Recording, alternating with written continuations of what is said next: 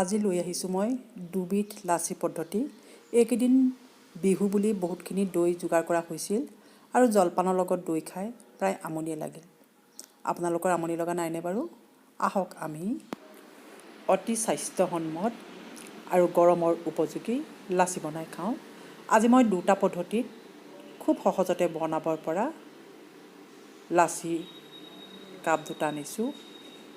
দেখিবলৈ খুব ধুনীয়া হৈছে নহয়নে বাৰু? আৰু আপুনি যে অকল মিক্সিত কৰিব পাৰিব সেয়া নহয়, হাতেৰেও কৰিব পাৰি। আপোনালোকে প্ৰথমৰ পৰা ভিডিঅ'টো শেষলৈকে চাই গ'লে বহুতো জানিবলগীয়া তথ্যৰ সম্ভেদ পাব। আহকচোন চাওঁ। ভিডিঅ'টো ভাল পালে লাইক কৰিব, কমেণ্ট কৰিব, নতুন ভিউৱাৰ্ছসকলে ছাবস্ক্ৰাইব কৰিব। আহক আমি একেলগে পাকঘৰত সোমাওঁ। এয়া ফ্ৰেছ টেঙা দৈ। প্ৰথমটো পদ্ধতি আমি মিক্সিত কৰিম। মই সেয়ে 1.5 হেতা লৈছোঁ।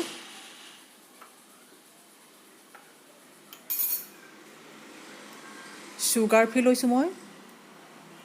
চুগাৰ ফ্ৰী ল'লে আচলতে কি হয়, ডায়েবেটিছ পেচেণ্টৰ হাততো আমি তুলি দিব পাৰোঁ। ইয়াত মই 1.5 চামুচ চুগাৰ ফ্ৰী দিলোঁ। আৰু এয়া মধু তুলসী। যাৰ ঘৰত মধু তুলসী নাই তেওঁলোকে পদিনা বা যিকোনো দিব পাৰে। আৰু 2 টুকুৰা আইচ কিউব মই দি দিলোঁ।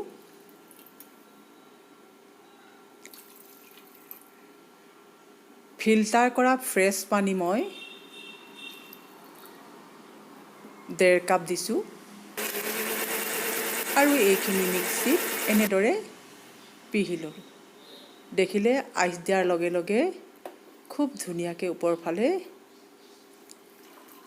ফেন উঠি আহিল।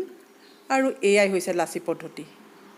আমি লগত এইখিনি পৰিৱেশন কৰিব পাৰোঁ। আইচ কিউব দিয়াটো আপোনাৰ ওপৰত কথা। আপুনি যদি বেছি ঠাণ্ডা বিচাৰে তেন্তে দিব পাৰে। মই 2 পিচ দি দিছোঁ অকল পৰিৱেশনৰ বাবে। গাৰ্নিছ সম্পূৰ্ণ নিজৰ ওপৰত কথা। ঘৰত যি বস্তুৱে থাকে তাকে আমি গাৰ্নিছ কৰিব লাগে। যিকোনো বস্তু বিচাৰি আমি হাবাথুৰি খোৱা কোনো দৰকাৰেই নাই। বাদাম আছিল বাবে মই অলপ বাদামো দি দিছোঁ। নাথাকিলে কোনো কথা নাথাকে। এইটো যে দিবই লাগিব সেইটো কথাই নাই।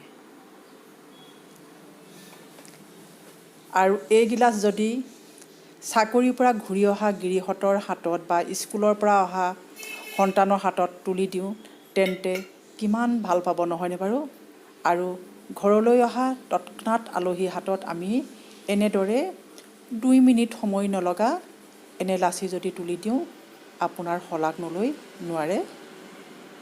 দেখিছে কিমান সোনকালে তৈয়াৰ হৈ গ'ল ফ্ৰেছ লাচি। ডায়েবেটিছ ৰোগীজনৰ হাততো তুলি দিব পাৰে এনে এগিলাচ লাচি। দ্বিতীয় পদ্ধতিটোলৈ মন কৰিবচোন। মই বাতিটোত আইচ কিউব কেইটুকুৰামান লৈ লৈছোঁ আৰু তাত দিছোঁ মই ফ্ৰেছ মিঠা দৈ। হাতাখনেৰে 2 হেতা এনেদৰে ফেটি ল'ব পাৰে হাতাৰে, নতুবা হেণ্ড ব্লেণ্ডাৰ দিও ফেটি ল'ব পাৰে। অলপ সময় ফেটি ল'ব। আৰু যদি বাদাম থাকে তেন্তে বাদাম দিব পাৰে। মই কাটি লোৱা অলপ বাদাম দি দিছোঁ। আৰু মোৰ গুড়ি কৰা চেনি অলপ আছিল, সেই চেনিহে মই প্ৰায় 2 টেবুল চামুচ দিছোঁ। আপোনালোকে যদি মিঠা ভাল পায় বেছি দিব পাৰে। পানী এই ডাঙৰ কাপটোৱে মই 1 কাপ দিছোঁ মিঠা অনুযায়ী। আৰু ডাঠ পাতল কৰে সেইটো সম্পূৰ্ণ নিজৰ ওপৰত কথা। কিমান মিঠা খায় সেইটোও নিজৰ ওপৰত কথা। এয়া দেখিছে আইচ টুকুৰা আমি ফেটি থাকোঁতে সৰু হৈ গৈছে, তাৰমানে গলি গৈছে আৰু খুব ধুনীয়া এটা ফেন উঠি আহিছে। দেখিছে মিক্সিত আমি গুড়ি কৰি লোৱাৰ নিচিনাই প্ৰায় হৈছে।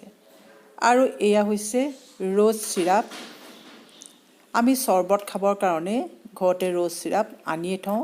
আপোনাৰ ঘৰত আপোনাৰ যিয়ে থাকে আপুনি সেই বস্তুৱে ব্যৱহাৰ কৰিব পাৰে গুণ বা সুগন্ধৰ বাবে আৰু মই ৰ'জ চিৰাপ দিয়াৰ লগে লগে খুব ধুনীয়া এটা গুলপীয়া লাইট পিংক আচলতে কালাৰ আহিছে নহয়নে বাৰু? আৰু দেখিছে ওপৰৰ পৰা এনেদৰে ঢালি দিব আৰু ঢালি দিলে একেবাৰে মিক্সিত আমি পিহাৰ দৰে ওপৰৰ ফালে ফেন উঠি আহিব। ইয়াত দেখিছে খুব ধুনীয়া এটা কালাৰত প্ৰায় 2 মিনিটে নালাগিল আমাৰ আন এটা লাচি পদ্ধতি তৈয়াৰ হৈ গ'ল। আৰু এপিচ মই তাত আইচ কিউব দি দিছোঁ আৰু দেখিবলৈ ভাল হ'বৰ কাৰণে এনেদৰে ওপৰত অলপ ৰ'জ চিৰাপ ঘূৰাই ঘূৰাই গাৰ্নিছ কৰি দিছোঁ। গাৰ্নিছ সম্পূৰ্ণ নিজৰ ওপৰত কথা। এয়া দেখিছে ক'বনে কোনোবাই আপুনি এই গিলাচ লাচি মিক্সিত কৰিছিল নে হাতেৰে বনাইছিল? আপোনালোকে বাৰু ভিডিঅ'টো চাই কেনে পালে মোক জনাবলৈ নাপাহৰিব। আৰু যিসকলে মোৰ চেনেলটোক এতিয়াও ছাবস্ক্ৰাইব কৰা নাই তেওঁলোকে ছাবস্ক্ৰাইব কৰিবলৈ পাহৰি নাযাব। আৰু কাষতে থকা বেল আইকনটো টিপি দিলে মোৰ আহিবলগীয়া ভিডিঅ'সমূহৰ সম্ভেদ পাই থাকিব। আৰু মই আপোনালোকৰ বহু সুবিধা অসুবিধা লক্ষ্য কৰি খুব সহজতে বস্তুসমূহ তৈয়াৰ কৰিবলৈ চেষ্টা কৰোঁ। কাৰণ প্ৰত্যেকৰ ঘৰত মিক্সি বা যিকোনো বস্তু নাথাকিব পাৰে। সেয়েহে সাধাৰণ বস্তুৱে যে আমি ধুনীয়াকৈ বনাই খাব পাৰোঁ সেই পদ্ধতিটোহে মই আপোনালোকক